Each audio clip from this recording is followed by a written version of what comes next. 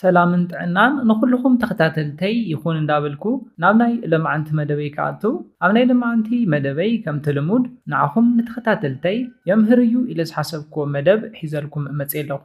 ናይ ልምዓንቲ መደበይ ዘልዕሎ ኣብ ደቂ ተባዕትዮ ዘጋጥም ቀልጢፍካ ናይ ምፍሳስ ፀገም መልዐሊኡን መፍትሒኡን ክንርኢ ኢና። ንብዙሓት ደቂ ተባዕትዮ ኣብ እዋን ፆታዊ ርክብ ዘጋጥሞም ሰለስተ ናይ ፆታዊ ርክብ ስንፈት ፀገማት ኣለዉ። እዚኦም ድማ ቀልጢፍካ ናይ ምውዳእ ፀገም፣ መትሎ ደው ናይ ምባል ፀገምን ናይ ፆታዊ ርክብ ድሌትን ስምዒትን ምጥፋእ እዮም። እዚኦም ኣብ ደቂ ተባዕትዮ ብተደጋጋሚ ዝረኣዩ ናይ ፆታዊ ርክብ ናይ ስንፈት ዓይነታት እዮም። ኣብ ናይ ልምዓንቲ መደበይ ኣብቲ ሓደ ኣድህቦ ሂብና ብፍላይ ኣብ ብዙሓት ደቂ ተባዕትዮ ዘጋጥም ቀልጢፍካ ናይ ምፍሳስ ፀገም ክንርኢ ኢና። ንምንታይ ደቂ ተባዕትዮ ቀልጢፍካ ናይ ምፍሳስ ፀገም የጋጥሞም? ከምዚ ዓይነት ፀገም ከጋጥሞም እንተሎኸ ብኸመይ ክትፈትሕዎ ትኽእሉ ዝብል ነገር ክንርኢ ኢና። እስካብ ናይ መደበይ ፍፃመ ሓቢርኩም ንፅንሑ። ነዚ ቻነል ሓድሽ ዝኾንኩም ሰብስክራይብ ብምግባርን ነታ ናይ ደውል ምልክት ሓንቲ ሻዕ ብምንካእን ዝተፈላለዩ ናይ ፆታዊ ርክብ፣ ናይ ጥዕና ከምኡውን ናይ ሓዳርን ናይ ፍቕርን ሂወት ኢንፎርሜሽን ትረኽብሉ ቻነል ስድራ ንኽትኮኑ ብኽብሪ ንሓትት። መደብና ናብ ብዙሓት ሰባት በፂሑ ብዙሓት ኣሕዋትና ትምህርቲ ንክወስድሉ ላይክ ጌርኩም ጀምርዎ። ስድራን ዝኾንኩምኒ እንዳመስገንኩ ናብ መደበይ ክምለስ። ፈለማ ዝጎድኡ ነገራት ክንርኢ። ቀልጢፍካ ናይ ምፍሳስ ፀገም ንኸጋጥም ዝገብሩ ነገራት እንታይ እዮም? ቀዳማይ ናይ መትሎ ጥዕና ዝጎድኡ ነገራት ምግባር እዩ። ንኣብነት ተቀዳማይ ኣመጋግባ ወይ ድማ ንበልዖ ምግቢ እዩ። ትበልዕዎ ምግቢ ጥዕንኡ ዝሓለወ እንተዘይኮይኑ ኣብ ዘርኢ ፍረኹም ስፐርምኹም ከምኡውን መትሎኹም ጉድኣት የብፅሕ እዩ። ንኣብነት ጨው ዝበዝሖ ምግብታት ምብላዕ፣ ቅብኣት ዝበዝሖ ምግብታት ምብላዕ፣ ከምዚኦም ዝበሉ ልምድታት በብመዓልቲ ተብዝሑ እንተኮይንኩም ኣብ ቡንባታት ደምኩም ዘየድሊ ናይ ስብሒ በዝሒ ንኽእከብ ይገብር እዩ። እዚ ድማ ምንቅስቃስ ደም ናብ መትሎኹም ብእኹል በዝሒ ንኸይህልው ይገብር እዩ። እዚ ድማ መትሎኹም ድኽም ዝበለ ንክኸውን ብምግባር ቀልጢፍካ ናይ ምፍሳስ ፀገም የስዕበልኩም እዩ። ካብዚ ብተወሳኺ መትሎ ደው ናይ ምባል ፀገም እውን የስዕበልኩም እዩ። ስለዝኾነ እቲ ቀዳማይ ኣመጋግባኹም ምግብኹም ምምሕያሽ እዩ። ጥዕንኡ ዝሓለወ ብፍላይ ድማ ቆፅላ መፅልን ፍሩትን ኣብዚሕኩም እንተትበልዑ ዝበለፀ ተመራፂ እዩ።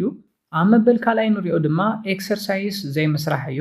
ንደቂ ተባዕትዮ ስትሮንግ ዝገብር ኣብ እዋን ፆታዊ ርክብ እውን ብሉፅ ዓቕሚ ንክህልወኩም ድሌትኩም ስምዒትኩም ንክውስኽን ንነዊሕ ደቃይቕ ንመትሎኹም ደው ኢሉ ነቲ ርክብኩም ብዝግባእ ንምፍፃም ዝሕግዝ ስፖርታዊ ምንቅስቃስ ወይ ድማ ኤክሰርሳይዝ እዩ። ንንውሕ ዝበሉ ደቃይቕ ወይ ድማ ሰዓታት ኮፍ ትብሉ እንተኮይንኩም ኣብ ሰውነትኩም ዘየድሊ ስብሒ ዝእከብ እንተኮይኑ ኣብ እዋን ፆታዊ ርክብ ድኽም ዝበልኩም ንክትኮኑ ይገብር እዩ። ስለዝኾነ ኤክሰርሳይዝ ምስራሕ እንተነኣሰ ኣብ ውሽጢ ሓደ መዓልቲ ን30 ደቂቕ ዝኣክል ስፖርታዊ ምንቅስቃስ ምስራሕ ግድን ክኸውን ኣለዎ። ኢቭን ወክ ምግባር እውን ኣድላይ እዩ። እዚ እውን ምስ ናይ መትሎ ጥዕና ዝተተሓዘ ስለዝኾነ እዩ። እቲ ሳልሳይ ንሪኦ ድማ ሜንታል ሄልዝ እዩ። ኣብዝሓ ግዜ ደቂ ተባዕትዮ ኣብ እዋን ፆታዊ ርክብ ቀልጢፍኩም ንኽትዓግቡን ንኽተፍስሱን ዝገብረኩም ነገር ይዕግባ ዶ ይኸውን? ቀልጢፈ የፍስስ ዶ ይኾን? መትሎይከ ደዋ ይብልን ዶ ይብለን ይኸውን?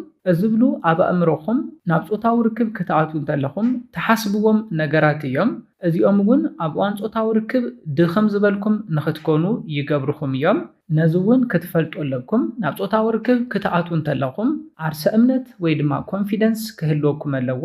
ገና ናብ ፆታዊ ርክብ ምስ ኣተኹም ካብ ሕዚ ወዳእኹ መትሎይ ወዲቑኒ ብምባል እንዳተሻቐልኩም ናብ ፆታዊ ርክብ ተኣትዉ እንተኮይንኩም በኣእምሮኹም ካሊእ ሓሳብ ጭንቀት ትፈጥሩ እንተኮይንኩም ኣብ እዋን ፆታዊ ርክብ የድክመኩም እዩ።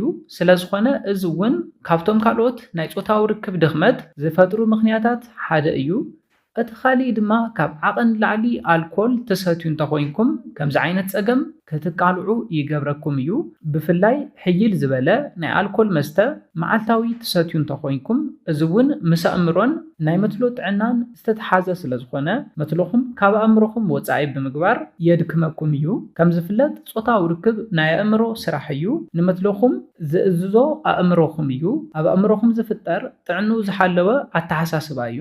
መትሎኹም ደው ንኽብል ስፐርምኹም ቀልጢፉ ንክወፅን ንኸይወፅን ዝገብር ኣብ ኣእምሮኹም ዝስራሕ ነገር እዩ ኣብ ኣእምሮኹም ዝተፈላለዩ ሴላት ክፍልታት ኣለዉ ነዚ ስራሕ ብዝግባእ ዝሰርሑ ስለዝኾነ ናይ ኣልኮል መስተ ብፍላይ ድማ ሕይል ዝበለ ናይ ኣልኮል መስተታት መዓልታዊ ትሰትዩ እንተኮይንኩም መትሎኹምን ኣእምሮኹምን ተረዳዲኦም ስራሕ ንኸይሰርሑ ይገብር እዩ መትሎኹም ካብ ኣእምሮኹም ወፃኢ እንተኮይኑ ድማ መትሎኹም ቀልጢፉ ከፍስስን ደው ዘይምባል ፀገም እውን ከስዕበልኩም ይኽእል እዩ ካብዚ ብተወሳኺ ድማ ናይ ጾታዊ ርክብ ስምዒትን ድሌትን ምቕናስ እውን ምስኡ ተታሒዙ ይመጽእ እዩ ስለዝኾነ መስተ ኣብዚሕኩም መዓልታዊ ምስታይ ቀልጢፍኩም ንኽተፍስሱ ካብ ዝገብርኩም ነገራት እቲ ሓደ እዩ እቶም ካልኦት ድማ ግብረ ሕቡእ ምፍጻምን ናይ ጾታዊ ርክብ ፊልምታት ምርኣይን እዮም እዞም ነገራት እውን ንብዙሓት መናእሰይ ናብ ናይ ጾታዊ ርክብ ስንፈት የቃልዑ ዘለው ነገራት እዮም ብፍላይ ሕዚ ድማ ከም ዓብይ ፀገም ኮይኖም ዘለው ነገራት እዮም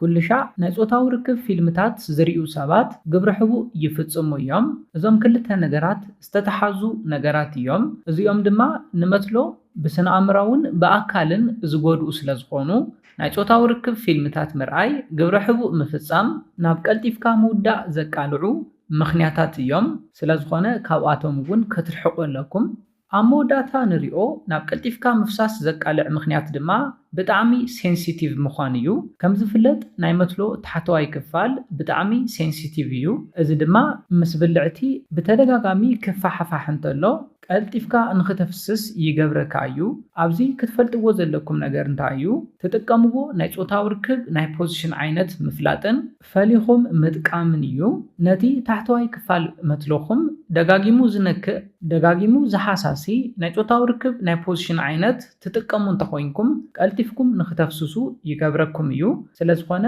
ንታሕተዋይ ክፋል መትሎኹም ዘይነክእ ዘይሓሳሲ ኣብ ዝተፈላለዩ መደባተይ ብናይ ጾታዊ ርክብ ናይ ፖዚሽን ዓይነታት ዝሰራሕኽዎ መደባት ኣሎ መልስ ኢልኩም ክትሪእዎ ትኽእል ኢኹም ነዚኣቶም ሪኢኹም እውን ክትጥቀሙሎም ኣለኩም ምክንያቱ እንታይ እዩ ሴንሲቲቭ ክፋል መትሎና ክንክኣ እንተሎ ቀልጢፍና ክነፍስስ ስለንኽእል እዞም ናይ ጾታዊ ርክብ ፖዚሽናት ተትጥቀሙሎም ይምረጽ ነዚ ምስራና ቀልጢፍና ንኸይነፍስስ ዝገብሩና መፍትሒታት ክንርኢ እንተለና እቲ ቀዳማይ ስፖርታዊ ምንቅስቃሳት ምስራሕ እዩ ጨዋዳታትኩም ከተጥንክርዎም ኣለኩም ኤክሰርሳይዝ ብዝግባእ ክትሰርሑ ኣለኩም እንተነኣሰ ኣብ ሓደ መዓልቲ እስካብ 30 ደቂቕ ስፖርታዊ ምንቅስቃሳት ክትሰርሑ ኣለኩም ኢቭን ወክ ምግባር እውን ብጣዕሚ ኣገዳሲ ነገር እዩ ኣብ መበል ካልኣይ ንሪኦ መፍትሒ ድማ ሓሳብ ጭንቀት ምቕናስ እዩ ስትረስ ሆርሞን ኣብ ሰውነትኩም ብበዝሒ ኣብ ዝፍልፈለሉ ግዜ ናብ ቀልጢፍካ ምፍሳስ የቃልዕ እዩ ስለዝኾነ ጭንቀት ስትረስ ክትቅንሱ ኣለኩም ኣብ መበል ሳልሳይ ንሪኦ ቀልጢፍኩም ንኸይተፍስሱ ዝገብር መፍትሒ ድማ ናይ ጾታዊ ርክብ ፊልምታት ናይ ምርኣይ ልምዲ እንተሃሊኩም ርኢኹም እውን ግብረ ሕቡእ ትገብሩ እንተኮይንኩም ነዚ ጎዳእ ነገር ደው ክተብልዎ ኣለኩም ግብረ ሕቡእን ናይ ጾታዊ ርክብ ፊልምታት ምርኣይን ኣብ ናይ ጾታዊ ርክብ ጻንሒትኩም ዓብዪ ተጽዕኖ ዘሕድሩ ሕማቕ ልምድታት ስለዝኾኑ ግብረ ሕቡእን ናይ ጾታዊ ርክብ ፊልምታት ምርኣይን ካብ ሂወትኩም ከተውግድዎ ዘለኩም ኣገዳሲ ነገር እዩ ኣብ መበል ራብዓይ ንሪኦ መፍትሒ ድማ ኣመጋግባኹም ምምሕያሽ እዩ ብፍላይ ጫው ዝበዝሖም ምግብታት ቅብኣት ዝበዝሖም ምግብታት ክትቅንሱ ኣለኩም ፍሩትን ቆፅላ መፅልን ኣብዚሕኩም ምብላዕ ክትለምዱ ኣለኩም ኣብ መበል ሓምሻይ ንሪኦ መፍትሒ ድማ ኣልኮሆል ኣብዚሕኩም ትሰትዩ እንተኮይንኩም እውን ምቕናስ እንተተኻኢሉ ድማ ምግዳፍ ብጣዕሚ ብሉፅ መፍትሒ እዩ ተጥቀምዎ ናይ ጾታዊ ርክብ ናይ ፖዚሽን ዓይነት ምምራፅን ፈሊኹም ምፍላጥ እውን እቲ ኣገዳሲ ጉዳይ እዩ እዚኦም ኩሎም ነቲ ኣጋጢምኩም ዘሎ ቀልጢፍካ ናይ ምፍሳስ ፀገም ንምምሕያሽ ዝሕግዙኹም ብሉፃት ሜላታት እዮም ቀልጢፍካ ናይ ምፍሳስ ፀገም እውን ንኸይትቃልዑ ዝከላኸሉልኩም ብሉፃት ሜላታት እዮም ነዚለ ናይ ልምዓንቲ መደበይ በዚ ክዛዝም ካብ ናይ ልምዓንቲ መደበይ ዝኾነ ሓድሽ ነገር ከም ዝሓስኩም ተስፋ ይገብር ነዚ ቻነል ሓድሽ ዝኾንኩም ሰብስክራይብ ብምግባርን ነታ ናይ ደውል ምልክት ሓንቲ ሻዕ ብምንካእን ከተተባብዑናን ስድራ ክትኮኑናን ብኽብሪ ንሓትት መደብና ናብ ብዙሓት ኣሕዋትና በፂሑ ብዙሓት ሰባት ትምህርቲ ንኽወስድሉ ላይክ ሼር ምግባርኩም ይትረስዑ ሓሳብ ሪኢቶኹም ብኮሜንት ተብፅሑና ብኻሊእ መደብ ብኻሊእ ሓሳብ እስካብ ንራኸብ ሰላምን ጥዕናን ንኹላትና ይቐኒየለይ